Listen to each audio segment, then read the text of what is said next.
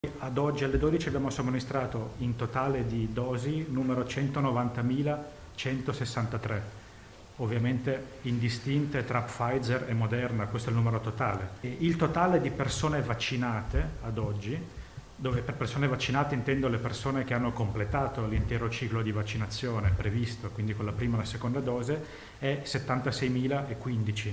Questi i numeri aggiornati sulla distribuzione dei vaccini in Veneto. I prossimi, secondo previsioni, saranno consegnati fino al 28 febbraio con le seguenti modalità. Dall'8 febbraio al 15 al 22 avremo circa un totale di 52.000 dosi la prima settimana, 50.300 la seconda, per poi salire a 91.380 dosi totali tra Pfizer e Moderna entro febbraio. Quindi, per fare chiarezza, fino a dall'inizio della campagna, che ricordo è cominciata anche a livello simbolico europeo il 27 dicembre, al 28 febbraio, le dosi previste totali di Pfizer saranno 402.360.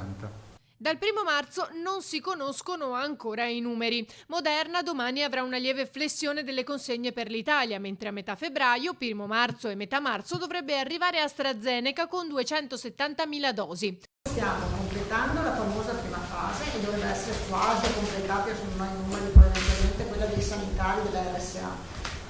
Oggi e anche domani, adesso avevo notizia che dopo Treviso, USL, quindi USL Trevigiana, USL Polesana, stanno spedendo le lettere alla Corte del 41, quindi inizia già oggi. La Pedemontana domani, insomma, quindi in questi giorni stanno partendo le lettere per il 15, si inizia il 15, lunedì 15 febbraio.